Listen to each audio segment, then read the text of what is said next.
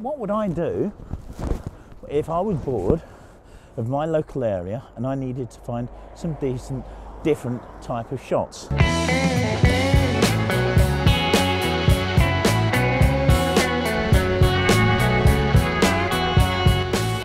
It's the middle of January, it's cold, I've forgotten my hat, and one of the things that most of us don't do during the first couple of months of each year is get to some areas that are different from their home area. And if you're trying to shoot things, then you might be very bored of that area. You might be bored of the area in any case, and you may well have got to this idea of, well, there's nothing to shoot here, I'm bored, I want to leave. I am no exception. Hold my hands up. So I thought today, how could I get a series of different shots, ideas, inspiration? What would I do if I was bored of my local area and I needed to find some decent, different type of shots? And I thought, and I came up with, yeah, this.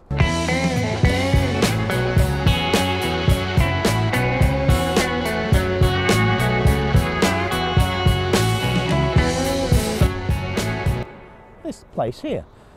You will have one close to you. It's an industrial estate or a business park, and there's lots of different things here. And I've driven around thinking, can I get something here? How weird am I going to look? Am I going to be approached by people saying, what are you up to? I might be.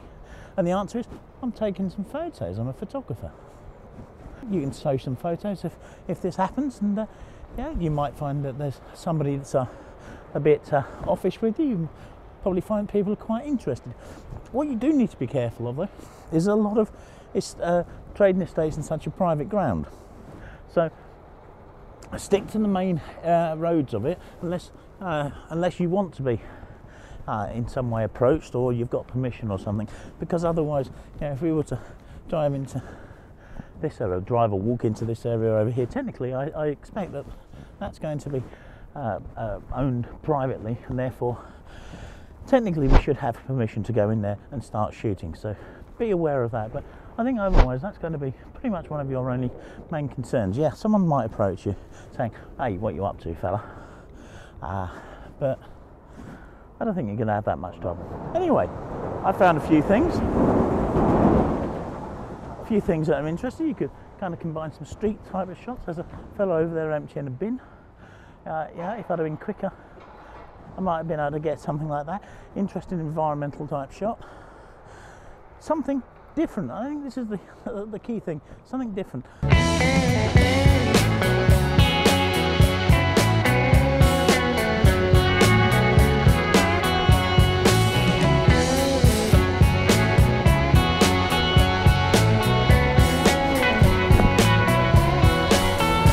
Something like that.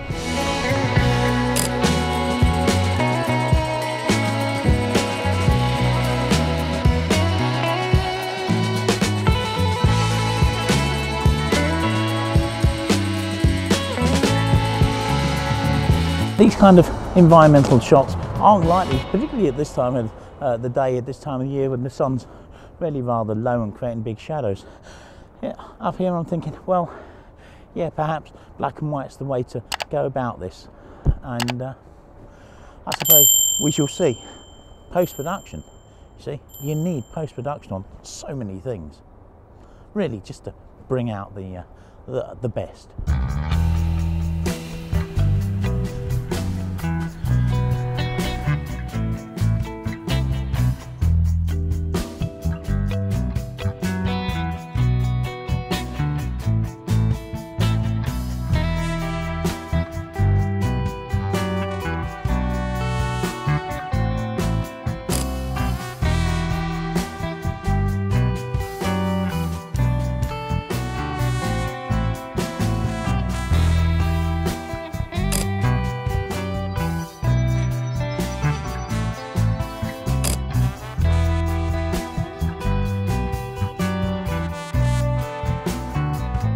I'm hoping to do not a great deal of talking in this, as you can hear.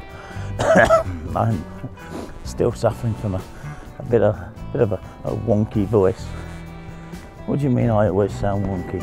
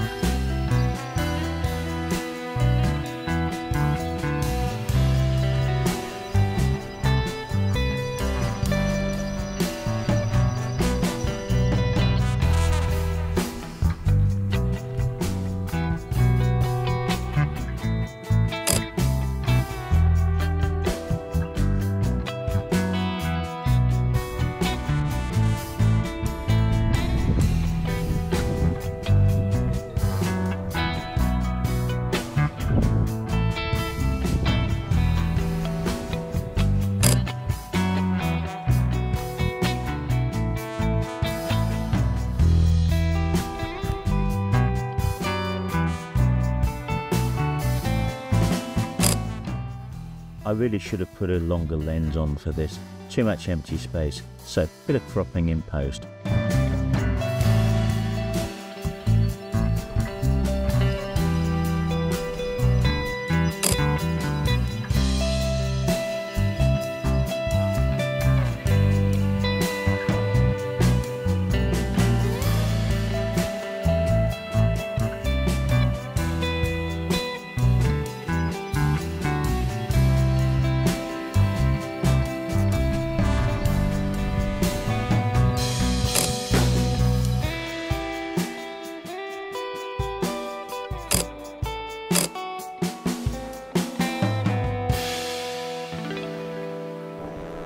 So bright. It's so bright. These places are so full of opportunities, and you'd never really think it, but just look at the, oops, falling over the tiniest of things because it's so bright and I can't see. Just, I was going to say about just the kind of textures of this metal fence down here and such. But actually I'm looking also just at the lone car there. I think there's a shot in that as well.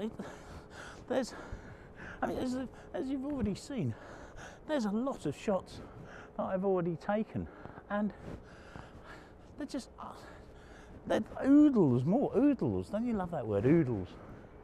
Yeah, so we're going to get that BMW as well. Got to be so careful to keep my shadow out of this.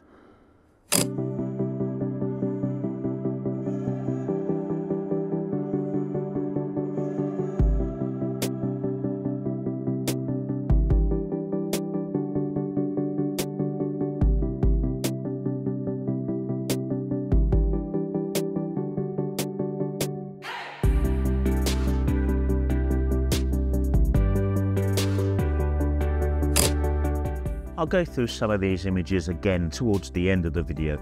I'll explain why I shot them in these particular ways and indeed processed them as I have.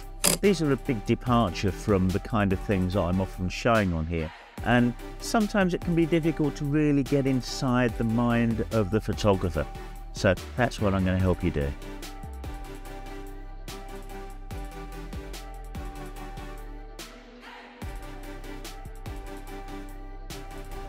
I've stuck to black and white profile in the camera. One of the great things about the mirrorless cameras is, obviously, if you put to black and white, then the displays are in black and white, and that really does help you visualize things. I think also in black and white we've got so much more kind of latitude. It matters far less if we blow out highlights, particularly in the sky, because, well, I don't know, because it just doesn't seem to matter in the same way. Particularly on a blue sky day like this. And yeah, there's some definition and cloud up there, but not a great deal. So getting some kind of texture in the sky is helpful, but actually I don't think it matters a great deal if you haven't got it.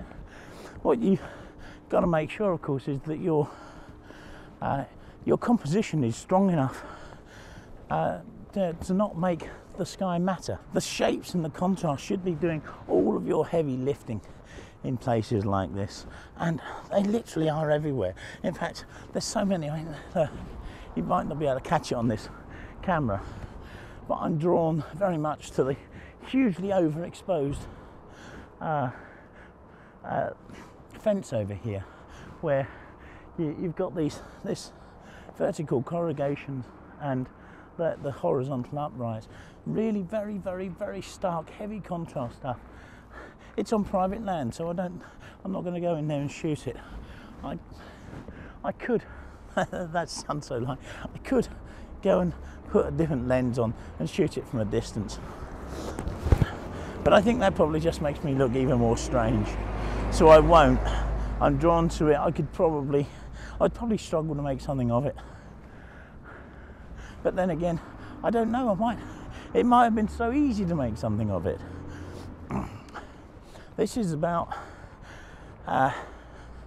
pushing you in your comfort zones, and so many things like that. It's about changing what you shoot. It's about how you look at things, how you're prepared to work with things. It's making you better. Every time you push that comfort zone a little bit more, you're getting better at things, and that's really important.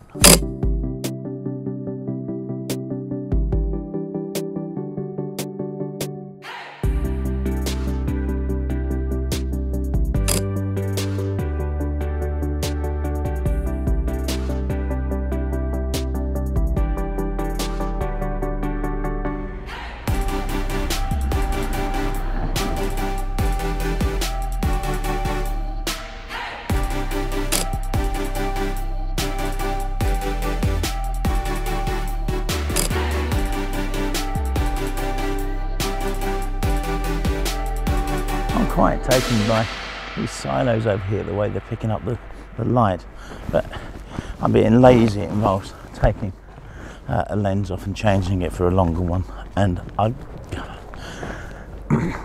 I need to be elevated a bit more to really catch them, I think, and it just doesn't, it's not worth it from my point of view, I think. But yeah, again, it's because I'm shooting in mono, and I've got that mono feeling that I'm kind of attracted to that, because it's just those contrasts that are really working as a colour shot. Absolutely nothing, but as a mono, I think maybe there's something there. Maybe if I come back up here with a longer lens, maybe there's something. I don't know. I think I'm going to have to kind of get my viewpoint over the top of too many things and avoid that New Holland sign and the lamppost, and it's not worth it. Everything else I'm shooting is with the 12 to 40, so I don't want to change lens more often than I have to, or talk.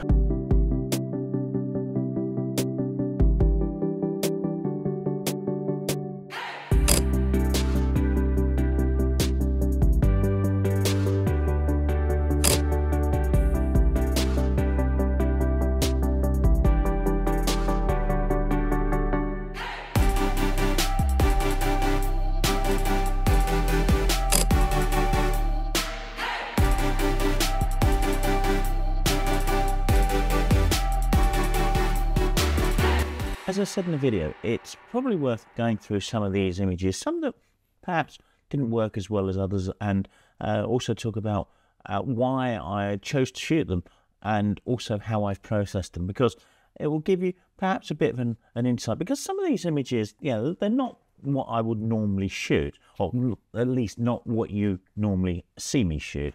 So it's a bit of a departure, and sometimes it can be difficult to kind of get your head around some of these kind of images. One of the obvious questions might be, well, why? And I suppose the real answer is, why not? The more we kind of expand our horizons in photography and many kind of art forms and such, the more we can kind of understand the art itself. At the end of the day, we're talking about images here, aren't we? So we'll start with this bunch of palettes. They grabbed my eye because there's a uniformity to them. I don't think I did a great job in shooting them. I was trying to get that kind of leading line running through the image, which of course I've achieved, but it's perhaps slightly messy. But yeah, the idea was there. Now, certainly when we look at this shot of the coach, this hadn't worked very well at all. What I was trying to do was capture these reeds, these little seed heads on the reeds down here, and I think it did a reasonable job, but not the greatest thing. And if I scroll up through some of these, you'll see there's quite a few shots of this road scene with a few vehicles and such running through them, and I was trying to, come back to that. I was trying to get some dynamic kind of element into this, and it was kind of, I think I achieved it almost. But when I came back and I got, which one is it? It's this one here. This one really kind of got me because I've captured a little bit of movement in the truck, but what I really liked is down on the left-hand side of the image. I'm kind of just framing it using part of the fencing, so that kind of honed your eye in there. Is really kind of nice and soft and out of focus. And then we've got down here in this corner the sun bleeding through and casting this interesting shadow down here, and I've maximised the processing really to really just kind of highlight that. It's one of those things you don't quite see until you look at the image properly, and I think it adds a certain dimension to it. If I'm being really critical, I might have cropped in a little bit more on this bottom corner, but heck, I'm being quite picky there. I think we need to talk about the way in which these images have been processed. I had in my mind, as I said, a lot of black and white work with this, because it really does kind of lead itself to it. What's working really well here is the structure of the shapes and the fact we had really high contrast day. Therefore, we could get some really interesting high contrast images out of it and kind of maximise that as well. So yeah, this shot of these cars in the air at the breaker's yard, quite like that. I think that worked quite well. What I really think worked very well is this one. This kind of eye in the sky kind of thing. It's quite heavily processed, as you can see. If we go to the colour one, you will see the bright blue sky, whereas on here it's a really kind of dark sky, and that's because where I've processed this using the software, what is it? It's Silver Effects Pro from DxO, part of the Nix collection. That gives us the ability to simulate the use of a black and white filter. Now, if you've never done black and white photography, there was a number of filters you could put in front of the lens.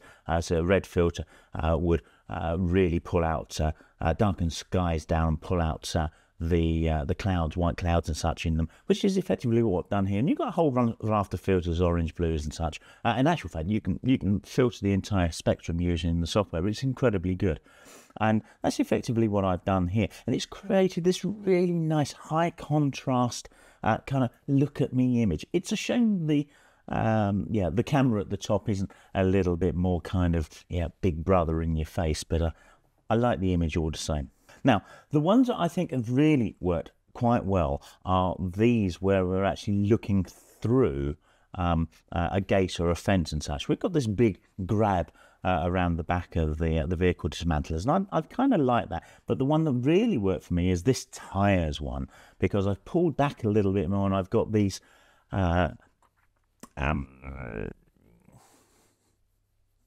these pianist hands, the bars of the gate, and because I've pulled back, I've got two bars, and on the right hand side I've just got this little sliver so you can see through it as well. It really frames it very well, and it tells the story that we're looking in through something, and I like that. And I've used that on a couple of them. So you saw the first one there, and if I scroll down to one of the last ones, which is kind of this one here, I've done exactly the same thing here. I haven't got two bars, I've got one. It's very soft focus, but I left that little sliver down on the left hand side where you can just see the tree peeking through. I think that works very well as well. It's an interesting trick that gives you the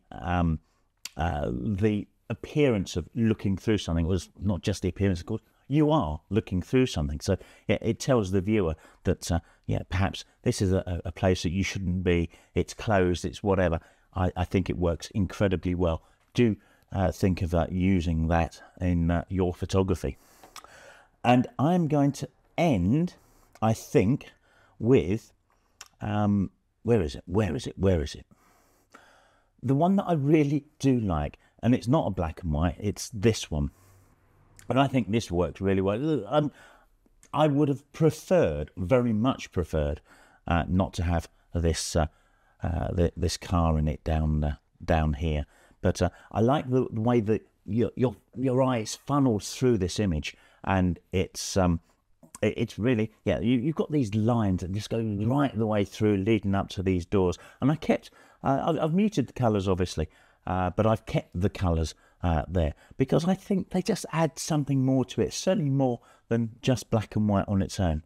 Anyway, I hope that these explanations have been in some way useful. Yeah, do let me know.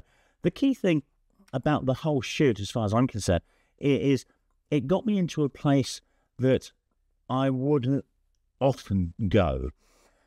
It got me out of my comfort zone. Yeah, because there's always this opportunity of someone, coming up to you and say, "What are you doing? Are you casing the joint or something?" And you have to explain away your motives for being there. Well, you don't have to, but it could put you in a it could put you in a more awkward situation. And I got out, and I'm not going to say that I didn't enjoy. I loved being around here because, as you saw there, there's lots and lots of shots. The opportunities for shots here, there are many of them, and so much more than you might get in other situations as well. The place is relatively open. There's lots and lots to see, and I think if you were to go to your local industrial estate with your camera, with an open mind, and just look around for the shapes, look around for the contrasts, and shoot potentially with the idea of being in black and white, so you can simplify things a bit. I think you will really, really enjoy it, and I think you'll get some great shots as well. Do let me know. Okay.